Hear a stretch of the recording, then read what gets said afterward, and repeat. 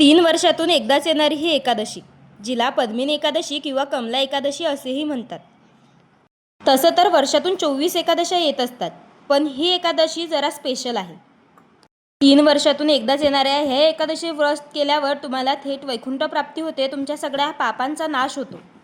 आणि या एकादशीचे नाव एका राणीच्या नावावरनं पडलं आहे. कसं काय तुम्हाला सांगते, पण त्याआधी श्री स्वामी समर्थ मंडळी सगळ्यांना. आज पद्मिनी एकादशी असल्यामुळे अहोही आमचे ह्या एकादशीचा उपवास पकडणार होते आणि आमच्याबरोबर दादूचाही उपवास घडणारच होता. म्हणून सगळ्यांसाठी सकाळी सकाळी खिचडी बनवायला घेतली. सर्वात आधी आंघोळ वगैरे करून घेतली आणि त्यानंतर खिचडी बनवायची तयारी केली. आता हे शेंगदाणे मी कच्चेच वापरते, तशीही एक खिचडी छान होते. तुम्ही कधीतरी बनवून बघा. आणि त्यानंतर मिरच्या वगैरे धुवून आपला बटाटा किसून घेतला. आणि आमची गडबड सकाळची लवकर चालली आहे, कारण जरा उठायला उशीर झालेला आणि अहोला 8च्या आधी मला खिचडी बनवून द्यायची होती. जरा घाईघाईमध्येच सगळे काम करत होती. तर आता मी तुम्हाला सांगते पद्मिनी एकादशीचे महत्त्व आणि त्या एकादशीचं नाव एका राणीवरनं कसं काय पडलं. तर खूप वर्षाआधी म्हणजेच त्रेतायुगात महिष्मती राज्यामध्ये कृतवीर्य नावाचा एक राजा होता. राजाकडे सगळंच होतं, धन धान्य संपदा, शेकडो राण्या. पण एका गोष्टीचं दुःख राजाला नेहमी सलत होतं, ते म्हणजे त्याच्या एवढ्या राजवैभवाला वारसच नव्हता. पुत्रप्राप्तीसाठी राजाने अनेक यज्ञ केले, वैद्य उपचार केले, दानधर्म केले, पण त्याचं काहीही फळ त्याच्या हाताला आलेलं नव्हतं. शेवटी राजाने ह्या सगळ्या गोष्टींना कंटाळून आपलं राज्य मंत्र्यांच्या हातात दिलं आणि त्याने ठरवलं की आपण वनात जाऊन तपश्चर्या करावी म्हणून. त्याच्या राण्यांपैकी एक मुख्य राणी होती, जिचं नाव होतं पद्मिनी. तिने आपल्या स्वामींना, आपल्या राजाला असं एकटं वनवासात जाऊ दिलं नाही. तीही त्या राजाबरोबर वनात निघाली तपश्चर्या करण्यासाठी. आणि पद्मावती, राणी पद्मिनी आणि कृतवीर्य राजा दोघंही पोचले एका पर्वतावर. त्या पर्वताचं नाव होतं गंधमादन पर्वत. राजाने तिथं शेकडो वर्ष तपश्चर्या केली, पण तिथंही त्याला असफलताच मिळाली. त्याच्या एवढ्या तपश्चर्येचं फळ त्याला मिळालं नाही. हे बघून राणी पद्मिनी खूपच दुःखी झाली.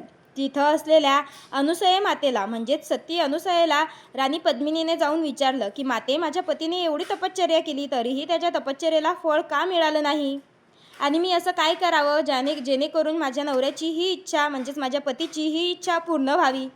तर माता अनुसयेने तिला सांगितलं की आता मलमासातली ही एकादशी येणार आहे, जी दर 3 वर्षानंतर येते. ही एकादशी विष्णूंना खूप प्रिय आहे. तू जर ह्या एकादशीचे व्रत मनोभावे केले तर विष्णू तुला प्रसन्न होतील आणि तुला हवं ते वर देतील. म्हणून तू ह्या एकादशीचे व्रत करायला पाहिजेत.